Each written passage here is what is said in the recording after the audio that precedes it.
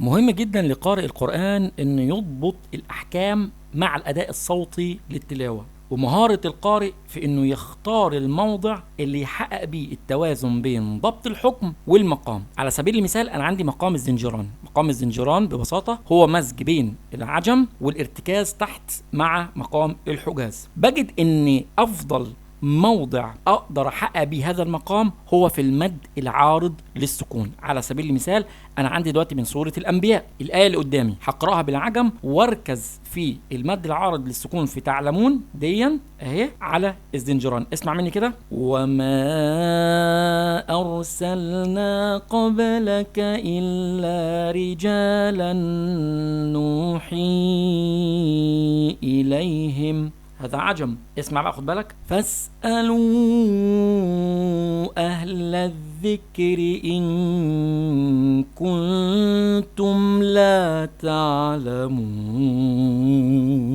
شايف المد العارض للسكون؟ طبعا معروف ان المد العارض للسكون مقداره يا 2 يا 4 يا 6، فانا عندي سماحيه ان انا ممكن ازود عشان اظبط في الايه الزنجران. ان كنتم لا تعلمون،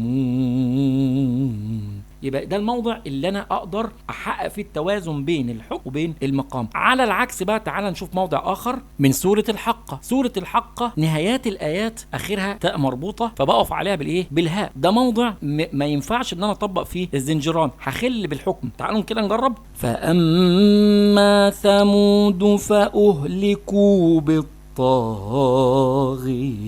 تلاقي هنا انك انت المد الطبيعي بتاع الطاغيه ما جاش معاك، زاد عن الحركتين، فبالتالي الموضوع مش هيبقى مظبوط. يبقى هنا ده موضع ما ينفعش اطبق فيه المقام. موضع اخر تعالوا نشوفه من سوره النبأ. نهايات الايات كلها مد عوض، الف وتنوين مد عوض، هيبقى حركتين برضو. ده موضع هتيجي تطبق فيه المقام الفرعي هتلاقي الحكم بيخل. اسمع كده: انهم كانوا لا يرجون حسابا.